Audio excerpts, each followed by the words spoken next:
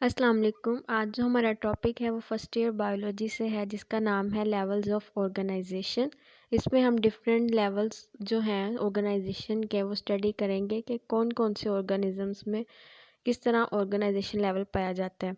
सबसे पहले जो पॉइंट है वो है सब एटॉमिक एंड एटॉमिक लेवल। सबसे जो लोअर जो हम कह लें कि ऑर्गेनाइजेशन लेवल है वो सब एटॉमिक लेवल है। कोई भी एटम पार्टिकल जो है वो एटम से मिलके बना है, ठीक है। एटम के अंदर अब तीन चीज़ें होती हैं, या तो उसमें प्रोटॉन होगा, न्यूट्रॉन होगा या इलेक्ट्रॉन होगा। इन सब चीज़ों से मिलके एटम बनता है। सब एटॉमिक लेवल से ऊपर जो अगला लेवल आता है उसको हम कहते हैं कि एटॉमिक लेवल है, क्योंकि सारी की चीज़ें लिविंग हैं या नॉन लिविंग हैं वो सारी मैटर से मिलके बनी हुई हैं, ठीक है। और मैटर जो है एलिमेंट से मिलके बना हुआ है, ठीक है। अब हर एलिमेंट जो है उसके अंदर कोई ना कोई हमारे पास एटम होगा, ठीक है। फिर उससे अगला जो हमारे पास लेवल आता है वो होता है मॉलिक्यूलर लेवल। अब इसमें क्या है कि ऑर्गेनिज्म जितने भी हैं वो आइसोलेटेड फॉर्म में तो रहते नहीं हैं, ठीक है। जितने ऑर्गेनिज्म के अंदर एलिमेंट्स होंगे अलग-अलग तो वो होंगे नहीं, तो वो कंबाइन फॉर्म में रहते हैं और डिफरेंट बॉन्डिंग के थ्रू जो है वो आपस में मिलते हैं। जैसे आयनिक बॉन्डिंग होगी या कोवलेंट बॉन्डिंग, हाइड्रोजन बॉन्डिंग के थ्रू आपस में मिलते हैं और फिर उसके बाद वो कंपाउंड बनाते हैं और फिर इन कंपाउंड से एक स्टेबल स्ट्रक्चर बनता है जिसको हम मॉलिक्यूल का नाम देते हैं।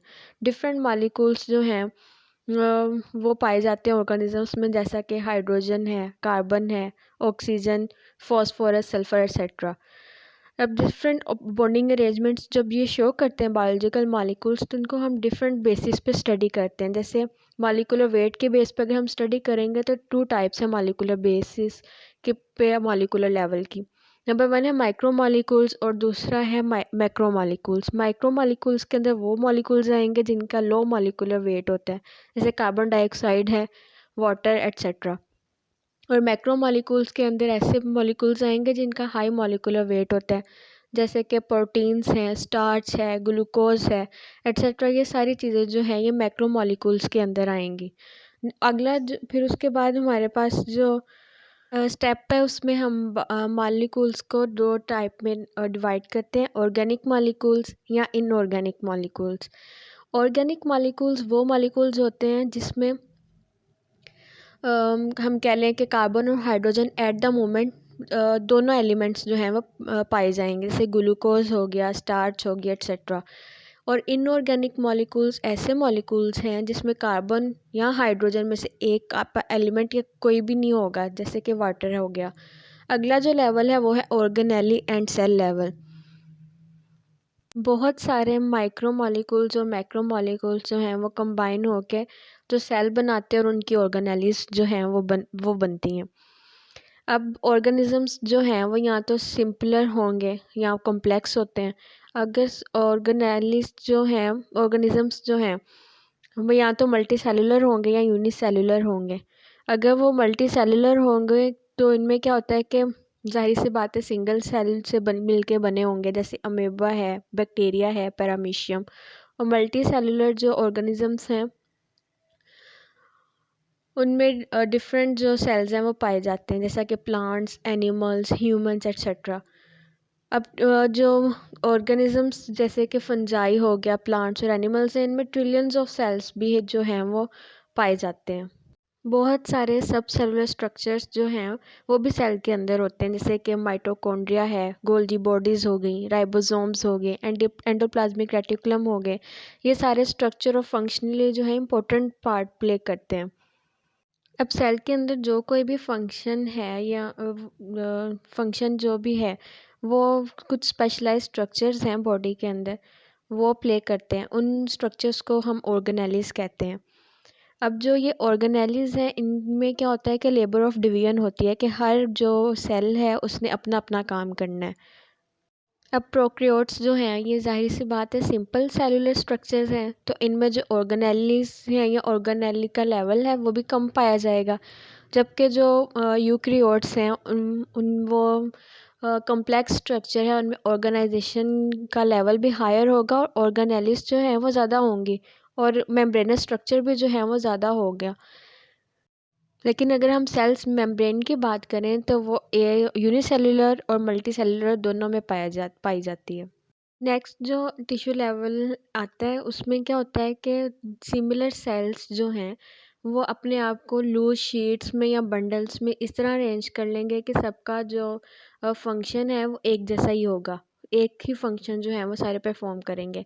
इन सेल्स को हम टिश्यूज़ कहते हैं, जैसा कि मल्टी सेलुलर प्लांट्स या एनिमल्स में है।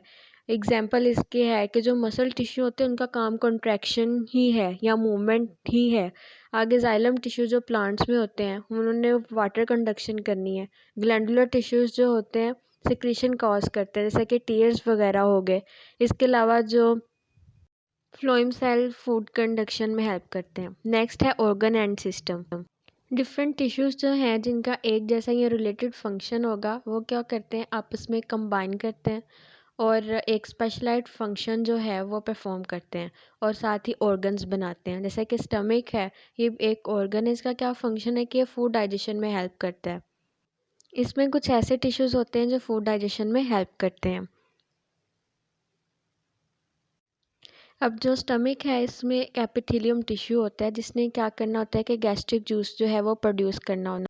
और गैस्ट्रिक जूस क्या होता है कि हाइड्रोक्लोरिक एसिड और लाइपेस एंजाइम और पेप्सिन एंजाइम का कॉम्बिनेशन है जो कि डिफरेंट माइक्रो ऑर्गेनिजम्स को इनएक्टिवेट करते हैं। और जो मस्कुलर टिश्यूज़ होते हैं जो कि स्टमक में होते हैं उन्होंने कंट्रैक्शन जो है स्टमक वॉल्स की वो करनी होती है और साथ ही उन्होंने फूड की मिक्सिंग करनी होती है। और उनका ये फंक्शन भी होता है कि फ़ूड को वो जो पोस्टीरियर एंड है, जो एंडिंग वाली साइड है, वहाँ तक फूड को लेके जाना होता है। अगर हम ऑर्गन लेवल की बात करें तो प्लांट्स में इतना ज़्यादा ये डेफिनेट नहीं है जितना ये एनिमल्स में है। अब डिफरेंट ऑर्गन्स जो हैं ये कंबाइन होके तो एक ऑर्गन सिस्टम बना देंगे। अगला जो लेवल ऑफ ऑर्गेनाइजेशन है वो है इंडिविजुअल या होल ऑर्गेनिज्म। अब डिफरेंट ऑर्गन्स या ऑर्गन सिस्टम जब बन गए तो उन्होंने एक इंडिविजुअल जो है वो बना देना है। अब वो जितना भी एक ऑर्गेनिज्म है उसका एक इंडिविजुअल उसका एक करैक्टर है। अब ऑर्गेनिजम्स जो हैं इन्होंने अब फंक्शन किस बेस पे करना होता है, कोऑर्डिनेशन के फॉर्म में इन्होंने सारे फंक्शंस जो हैं वो परफॉर्म करने होते हैं। जैसे ह्यूमंस की अगर हम एग्जांपल लें तो जब हम इंटेंस एक्सरसाइज करते हैं तो मसल्स हमारे क्या होते हैं कि वो भी इन्वॉल्व होते हैं। ठीक है, मसल्स इन्वॉल्व होंगे, कंट्रैक्शन होगी, रिलैक्सेशन होगी, फिर उसके बाद रेस्पिरेशन रेट जो है वो हाई हो जाता है, उसके साथ हार्ट बीट भी हमारी हाई हो जाएगी और सांस फूलना शुरू हो जाएगा, ऑक्सीजन का लेवल जो है वो कम हो जाएगा। और जो जितने भी ऑर्गेनिजम्स में हैं ये सारे इन्वायरमेंट से इंटरेक्ट करते हैं। अगला जो ऑर्गेनाइजेशन लेवल है वो है पॉपुलेशन। पॉपुलेशन क्या है कि अब एक ऑर्गेनिज्म बन गया, उसके बाद जब एक ग्रुप जो ऑर्गेनिजम्स का है, ये इंडिविजुअल्स का है, वो एक ही जगह पे एक ही टाइम पे और सेम स्पीशीज़ जो होंगी वो कंबाइन होकर पॉपुलेशन बनाएंगी। जैसे कि अगर हम एग्जांपल लें तो ह्यूमन पॉपुलेशन किसी भी एक सिटी की है वो एक पॉपुलेशन है। Number of students in a biology class या किसी भी क्लास के स्टूडेंट्स जो हैं वो एक पॉपुलेशन बनाएंगे। अब नंबर ऑफ़ इंडिविजुअल्स जो हैं ये इन्वॉल्व हो रहे हैं इसलिए ये इंडिविजुअल लेवल से ज़रा ऊपर की क्लास है। कुछ एट्रीब्यूट्स हैं जो कि पॉपुलेशन लेवल में इन्वॉल्व होते हैं, जैसे जीन फ्रीक्वेंसी है। जितने भी नंबर ऑफ़ स्पेसिफाइड अलील्स किसी भी पॉपुलेशन में होंगे उन उससे लेके और जितने भी सब के सब अलील्स जो भी हैं, जेनेटिक जो लोकस है, उनकी रेशो को हम क्या कहते हैं, जीन फ्रीक्वेंसी। और जीन फ्लो क्या होगा, नाम से ही पता लग रहा है कि जीन फ्लो में क्या होगा कि जेनेटिक मटेरियल जो है वो ट्रांसफ़र होगा एक पॉपुलेशन से दूसरी पॉपुलेशन में। पॉपुलेशन डेंसिटी में क्या होगा कि जितने भी लोग रहते हैं एक पर्टिकुलर एरिया में वो पॉपुलेशन डेंसिटी बनाएंगे। नेक्स्ट है कम्युनिटी। अब डिफरेंट पॉपुलेशंस जो हैं एक ही जगह पे जब रह रही होंगी तो वो एक कम्युनिटी बना देंगी। अब जो कम्युनिटी है वो चेंज होती रहती है, डिफरेंट जो हम कह लें कि कुछ फ्लक्चुएशंस जो हैं या चेंजेस जितनी भी हैं एनवायरनमेंट के अंदर या एबायोटिक फैक्टर्स में चेंजेस आएंगी तो उसकी वजह से कम्युनिटी का जो लेवल है वो भी चेंज होता रहता है। जैसे कि कम्युनिटी के भी अगर हम बात करें तो डिफरेंट ऑर्गेनिज्म डिफरेंटली इंटरेक्ट करते हैं कम्युनिटी के साथ। जैसे कि जो सबसे पहला फिनोमेना है प्रीडेशन का, अब एक ऑर्गेनिज्म ने दूसरे का शिकार किया तो ज़ाहिर सी बात है एक की पॉपुलेशन जो है वो कम हो जाएगी, ये प्रीडेशन है। नेक्स्ट है पैरासिटिज़म। इसमें क्या होता है कि जो पैरासाइट है वो किसी होस्ट ऑर्गेनिज्म के अंदर रहता है और जिसकी वजह से क्या होता है कि होस्ट जो है उसको नुकसान हो रहा होता है। नंबर थर्ड है कोमेंजलिज्म, जिसमें क्या है सिर्फ एक ही बंदे को जो है वो फ़ायदा हो रहा होगा। नेक्स्ट म्यूचुअलिज्म, जिसमें जो है दोनों इंडिविजुअल्स या दोनों कम्युनिटीज़ का फ़ायदा हो रहा होगा। और कंपटीशन में क्या है कि डिफरेंट इंडिविजुअल्स जो हैं वो अपने सोर्सेज के लिए, जैसे फूड हो गया, शेल्टर हो गया, उसके लिए जो है एक दूसरे से compete करते हैं। नेक्स्ट है लिविंग वर्ल्ड इन स्पेस। जब से ये दुनिया बनी है तब से जो है इसका साइज़ जो है इंक्रीज़ होता जा रहा है। और जब से ये प्लानट जो है अर्थ जो है इवॉल्व हुई है तब से क्या हो रहा है, रिप्रोडक्शन और जो